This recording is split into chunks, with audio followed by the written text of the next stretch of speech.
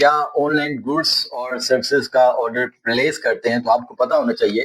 कि government of Pakistan ने income tax ordinance के अंदर एक नया सेक्शन 6A इंट्रोड्यूस करवाया है,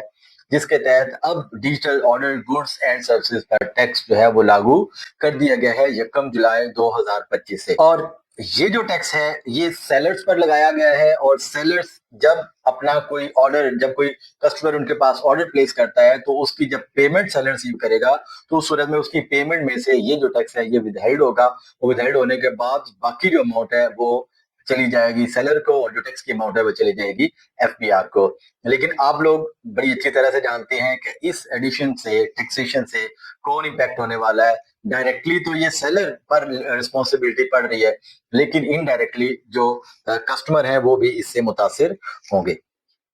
अच्छा, इसका बैकग्राउंड, इसको इस नए सेक्शन को लाने के पीछे बैकग्राउंड क्या है? बैकग्राउंड कुछ यूं है, with the passage of time, अगर लास्ट 5 ईयर का कंपैरिजन जो कि आपको अपनी बैकग्राउंड स्क्रीन के ऊपर नजर आ रहा होगा, अब पाकिस्तान के अंदर ग्रेजुअली जो एनटीएन होल्डर्स हैं उनकी तादाद में बहुत ज्यादा इजाफा हुआ है with the passage of time. 5 year का एनालिसिस आपके स्क्रीन के ऊपर मौजूद है। इसका इजाफा हुआ है जिसकी वजह से जो टैक्स का बर्डन है वो चंद लोगों तक महदूद नहीं रहा, बल्कि टैक्स के बर्डन को एक्सपेंड किया गया है मुख्तलिफ लोगों के ऊपर अकॉर्डिंग टू देयर इनकम। अब इसके पीछे वजह जो सक्सेस जो है ज्यादा से ज्यादा लोगों की एफपीआर के साथ रजिस्टर्ड होने की, ये टैक्स नेट में आने की, इसमें बहुत बड़ा, एक तो बहुत बड़ा गैप जो मेरा पर्सनल ओपिनियन है वो फाइलर और नॉन फाइलर के दरमियान जो ह्यूज गैप मौजूद है, और दूसरी वजह गवर्नमेंट की और एफबीआर की बड़ी इफेक्टिव पॉलिसीज हैं जिसके तहत जो है ज्यादा से ज्यादा लोग जो है वो टैक्स नेट का हिस्सा बन रहे हैं। और दुनिया की तरह पाकिस्तान में भी ग्लोबलाइजेशन और सोशल मीडिया का इम्पैक्ट बहुत ज्यादा बड़ा है। इसने हमारी लाइफ को ऑल टुगेदर चेंज कर दिया है, जिससे आज के दौर में हो ये रहा है कि जो पहले फिजिकल स्टोर्स थे उनको भी अपनी डिजिटल प्रेजेंस बनानी लाजमी हो गई है। आप देख रहे हैं कोई भी दुकान है, कोई शोरूम है, तो उनका अपना टिकटॉक पर भी अकाउंट होगा, इंस्टाग्राम पर, फेसबुक पर भी, और यूट्यूब के ऊपर चैनल भी मौजूद होगा जिनके जरिए वो अपने ऑर्डर्स जो है वो कैटर करें। अक्सर औकात आपने देखा है कि आप इंस्टाग्राम रील्स को स्क्रॉल कर रहे होते हैं तो वहां पर एड आती है, शॉप नाउ का बटन होता है और लोग अपना ऑर्डर प्लेस कर देते हैं। इस ग्लोबलाइजेशन और vast impact of social media ने कई जो फिजिकल बिजनेस थे इनको भी मूव किया है टुवर्ड्स द ऑनलाइन, और इस तरह कई नए बिजनेसेस इंट्रोड्यूस हुए जो कि एक्चुअली फिजिकली एग्जिस्ट नहीं करते। घरों के अंदर लोगों ने सामान रखा हुआ और अपने एक बहुत अच्छा सा वेब पोर्टल बनाया हुआ है, या वेब एप्लीकेशन, अपनी एक एप्लीकेशन बनाई हुई है प्ले स्टोर के ऊपर, या उन लोगों ने दूसरी मार्केट प्लेसेस जैसे पाकिस्तान के अंदर दराज है वहां पर अपना एक स्टोर जो है वो लॉन्च किया हुआ है, और वहां से ऑर्डर रिसीव कर रहे हैं और घर पे में मौजूद किसी कमरे के अंदर अपना सारा स्टॉक रख के कोरियर कंपनी के जरिए वो अक्रॉस द पाकिस्तान डिलीवर कर रहे हैं, जिससे वो एक ह्यूज सम ऑफ मनी जो है वो जनरेट कर रहे हैं। लेकिन अनफॉर्चुनेटली इस सेक्शन के आने से पहले ये जो सेक्टर था, ये टैक्स नेट में इनका कंट्रीब्यूशन या तो बिल्कुल नहीं था, या फिर इनका कंट्रीब्यूशन इनकी इनकम के पॉइंट ऑफ व्यू से बहुत ही ज्यादा कम था। तो गवर्नमेंट ने इस सेक्शन 6A के जरिए एम किया है कि इस सेक्शन 6A के जरिए हम ये जो online order goods and services है इससे 64 बिलियन का जो है वो टैक्स रेवेन्यू जो है वो अचीव करेंगे during the current tax year, that is 2026। ज्यादा से ज्यादा लोगों को इस जो ऑनलाइन मार्केट प्लेसेस पे बिजनेस कर रहे हैं या ऑनलाइन जिनकी प्रेजेंस मौजूद है उनको एफबीआर के साथ रजिस्टर्ड किया जाए, और उनके जो रेवेन्यू है उस पर टैक्स ज्यादा, उस टैक्स जो है अकॉर्डिंग टू देयर रेवेन्यू उन पर चार्ज किया जाए। आज की इस वीडियो के अंदर हम सेक्शन 6A का डिटेल में एनालिसिस करेंगे। सो मेरी आपसे रिक्वेस्ट है कि अगर आप हमारे चैनल पर नए हैं तो हमारे इस चैनल को सब्सक्राइब करें और हमारे इस वीडियो में हमारे साथ जुड़े रहें, बंधे रहें, ताकि पूरा कॉन्सेप्ट आपको बेहतर अंदाज में समझ आ सके और आप अपने टैक्स लायबिलिटी को प्रॉपर वे से मैनेज कर सकें। अच्छा, section 6A income tax ordinance का, जो कि आपको अपनी स्क्रीन के ऊपर नजर भी आ रहा होगा, इसमें digital order goods and services को टैक्स किया है। अब जब हम ऑनलाइन ऑर्डर्स प्लेस करते हैं तो दो तरीके मौजूद होते हैं। एक होता है कि आप बैंक के जरिए उनको पेमेंट कर दें सप्लायर को, या फिर आप कैश ऑन डिलीवरी का ऑप्शन यूज करें। अच्छा, अब आपने याद रखना है कि अगर हम कैश ऑन डिलीवरी कर रहे हैं तो उस सूरत के अंदर आपको 2% जो सप्लायर है, सेलर है, जब वो पेमेंट कैश ऑन डिलीवरी पे रिसीव करेगा तो 2% टैक्स उसकी पेमेंट से विदहेल्ड होगा, और अगर वो उसको पेमेंट रिसीव हो जाती है through banking channel, payment intermediate, तो सूरत के अंदर 1% जो टैक्स है वो जो है वो उसको चार्ज किया जाएगा और बैलेंस पेमेंट जो उसको रेमिट की जाएगी। इसके तहत इसके से क्या पता चला कि ये टैक्स कलेक्ट करना रिस्पॉन्सिबिलिटी है पेमेंट इंटरमीडिएट यानी कि बैंक्स की और कैश ऑन डिलीवरी की सूरत में कोरियर कंपनीज की।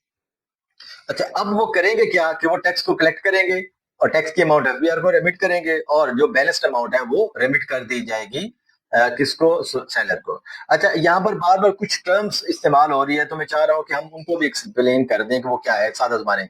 मैं बार बार एक टर्म यूज कर रहा हूँ, डिजिटली ऑर्डर गुड्स। यानी कि जब आप चीजों को ऑर्डर करते हैं, आप स्क्रॉल कर रहे हैं इंस्टाग्राम के ऊपर और आपके सामने शॉप नाउ का बटन आया, आपने क्लिक किया, आपने वो प्रोडक्ट जो है वो ऑर्डर कर दिया, डिजिटल ऑर्डर गुड्स, गुड्स को आपने ऑर्डर किया, या आपने दराज को यूज करके ऑर्डर्स को जो है वो डिफरेंट गुड्स को, डिफरेंट आर्टिकल्स को, आइटम्स को जो है वो आपने ऑर्डर कर दिया, या आपने वेब पोर्टल को इस्तेमाल करके ऑर्डर कर दिया, that is digital order goods. दूसरा है डिजिटल ऑर्डर सर्विसेज, जैसे कि मरहम एक ऑनलाइन डॉक्टर्स का प्लेटफॉर्म मौजूद है, वहां से हम बुक कर लेते हैं अपनी अपॉइंटमेंट डॉक्टर के साथ, ओला डॉग के जरिए कर लेते हैं, फूड पैंडा के जरिए हम खाना मंगवा लेते हैं, तो ये जो है ये डिजिटल ऑर्डर सर्विसेज है। फिर एक कॉन्सेप्ट है ई कॉमर्स का। ई कॉमर्स का मतलब क्या है, buying and selling using internet और मोबाइल नेटवर्क्स। तो जब हम मोबाइल नेटवर्क्स का इस्तेमाल करके चीजें खरीदते हैं, ओएलएक्स से कुछ खरीदते हैं, ओला डॉग से सर्विसेज ले लेते हैं, दराज से कुछ परचेज कर लेते हैं, इंस्टाग्राम पर शॉप नाउ का बटन आता है, हम उस पर क्लिक करके परचेज कर लेते हैं, बाटा के वेब पोर्टल पे जाते हैं, जूते ऑर्डर कर लेते हैं, तो ये सारे का सारा क्या है, ई कॉमर्स है। पेमेंट इंटरमीडियरी का कॉन्सेप्ट भी आपको बताना बड़ा जरूरी है कि जब हम ऑर्डर प्लेस करते हैं सप्लायर को, तो सप्लायर को किस तरह से पेमेंट की जाएगी, कौन पेमेंट दरमियान में कलेक्ट करेगा कस्टमर से और सप्लायर को रिमिट करेगा, तो that is called payment intermediary, जो कि नॉर्मली पाकिस्तान के अंदर जो है वो आपके बैंक्स ही हैं। वो आपके जो वॉलेट अकाउंट्स भी हो सकते हैं, वो आपके प्रॉपर बैंक अकाउंट्स भी हो सकते हैं, डेबिट कार्ड, क्रेडिट कार्ड, तो ये सारे आपके क्या है, पेमेंट इंटरमीडियरी हैं। अच्छा, अब ये जो कोरियर कंपनी है या ये जो आपके बैंक्स हैं, ये टैक्स कलेक्ट तो कर लेंगे, करने के बाद पेमेंट जो है वो रेमिट कर देंगे सेलर को। तो इनके लिए एक रिस्पॉन्सिबिलिटी ये भी है कि वो क्वार्टरली बेसिस पर एफबीआर को एक सेक्शन 165C की स्टेटमेंट जो है वो फाइल करेंगे, जिसके अंदर वो बताएंगे कि हमने किस सप्लायर या किस सेलर का टैक्स काटा, उसका नाम क्या था, उसका एनटीएन क्या था, उसने कितना ऑर्डर किया, और उस ऑर्डर के बदले में इंपॉर्टेंट बात यह कि उसने टैक्स कितना विदहेल्ड किया, ठीक है, और उसके अकॉर्डिंगली जो है वो 165 की क्वार्टरली स्टेटमेंट फाइल करेंगे। अगर तो सेलर जो है वो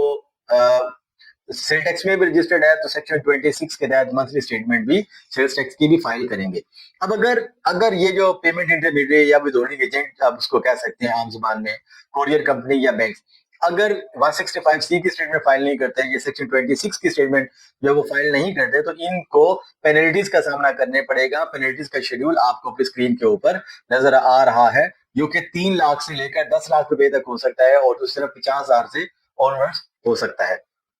तो अब समझने की बात यह है कि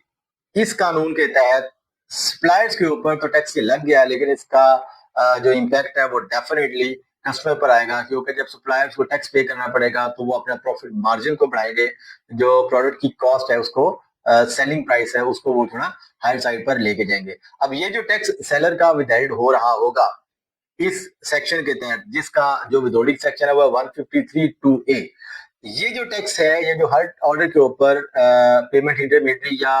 कोरियर कंपनी विदहेल्ड करेगी, ये फाइनल टैक्स होगा। फाइनल टैक्स से मुराद ये है कि आपने ट्रांजैक्शन की, आपने सप्लाईज की, आपको पेमेंट आई, टैक्स विदहेल्ड हो गया, अब इसके बाद दोबारा से इस इनकम पर टैक्स चार्ज नहीं किया जाएगा। और दूसरी बड़ी इंपॉर्टेंट बात यह है कि ये जो इस टैक्स विदहेल्ड का किसी तरह का क्रेडिट भी अवेलेबल नहीं होगा। तो दोस्तों, आज की वीडियो के अंदर हमने सेक्शन 6A जो कि डिजिटल ऑर्डर गुड्स को डील करता है, उसमें टैक्सेशन को समझा। अगर आपके इस टॉपिक से रिलेटेड कोई सवाल हो, कोई फर्दर डिस्कस करना चाहें, तो मैं आपसे रिक्वेस्ट करूंगा कि कमेंट बॉक्स के अंदर हमें अपने क्वेश्चन और इस वीडियो के बारे में अपनी राय से जरूर आगाह करें। और हाँ, अगर आप हमारे चैनल पर नए हैं और अभी तक भी सब्सक्राइब नहीं किया, या अगर आप हमारे रेगुलर व्यूअर्स हैं और सब्सक्राइब नहीं किया, तो आपसे रिक्वेस्ट है कि आप काइंडली हमारे इस चैनल को सब्सक्राइब करें, ताकि हमें नई से नई वीडियोस बनाने के लिए मोटिवेशन मिले और हम आपके लिए बेहतर से बेहतर कंटेंट जो है वो